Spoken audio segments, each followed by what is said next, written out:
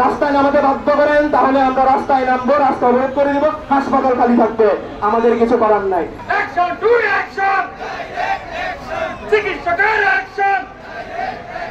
Medicine surgery কাহিনী 3 বিভাগে যদি আপনি 3 জন ডাক্তার বসান সকাল 8টা থেকে 2:30টা পর্যন্ত বা 3টা পর্যন্ত, উনি যদি 8 ঘন্টা ডিউটি করে, ওনার কি আর শরীরের মধ্যে কোনো এনার্জি থাকে? উনি কি ইভিনিং ডিউটি করবে, নাইট ডিউটি করবে? করতে পারবে না।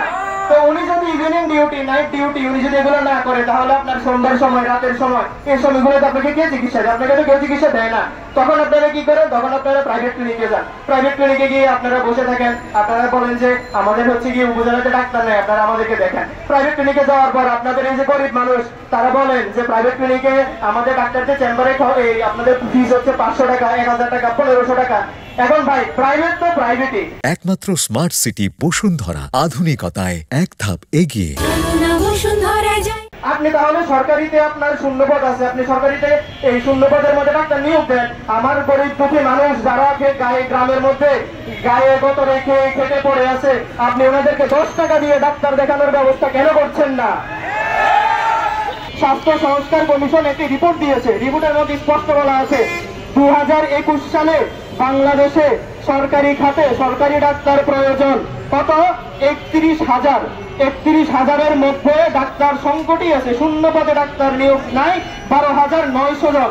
তার মানে কি 31,000 ডাক্তার থাকার কথা 2021 সালে, আপনার 12,000 পদ তখনই খালি।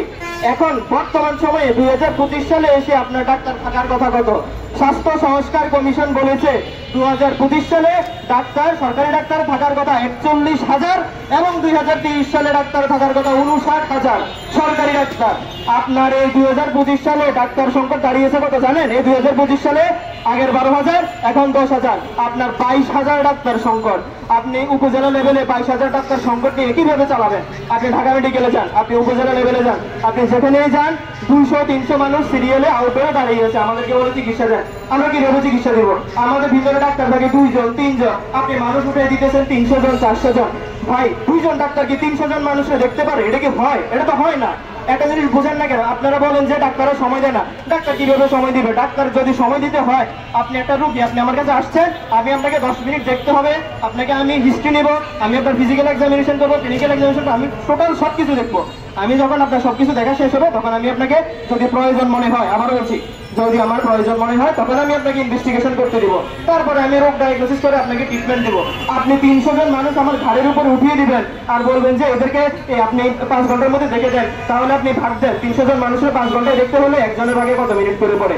আপনি এখন ক্যালকুলেট করেন, তারপরে বলেন আমরা আপনাদেরকে কম সময় দেয় নাকি বেশি সময় দেয়? ওইখানে যারা সময় দেয় তারা কি বলে বেশি সময় দিচ্ছে। সুতরাং প্রহসন করবেন না। যে বরাদ্দ ছিল 41,000 কোটি টাকার মধ্যে 17,000 কোটি টাকা ফেরত নিয়ে গিয়েছে, 26,000 কোটি টাকা ছিল, এই 26,000 কোটি টাকাও স্বাস্থ্যখাত খরচ করতে পারে নাই, আর আমাদেরকে বলে আমাদেরকে নাকি বেতন দিতে পারবে না। এসব প্রহসন বন্ধ করে।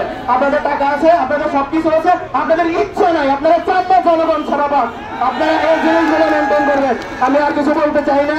যদি আমাদেরকে রাস্তায় নামাতে বাধ্য করেন তাহলে আমরা রাস্তায় নামবো, রাস্তা অবরোধ করে দিব, হাসপাতাল খালি থাকবে, আমাদের কিছু করার নাই। তখন আপনারা এসে বলবেন না যে জনগণের কথা আমরা ভাবি না। আমরা জনগণের কথা গত 1.5 মাস ধরে ভাবতেছি, ওনারা আমাদের কথা ভাবেন না, ওনারা জনগণের কথা ভাবেন না। মাননীয় স্বাস্থ্য উপদেষ্টা মহোদয়ের দেওয়া তথ্য মতে আরো 2,000 শূন্য পদে চিকিৎসক নিয়োগের জন্য চাহিদাপত্র স্বাস্থ্য মন্ত্রণালয় থেকে স্বাক্ষরিত হয়ে জনপ্রশাসন মন্ত্রণালয়ে পাঠানো হয়েছে বলে জানা গেছে।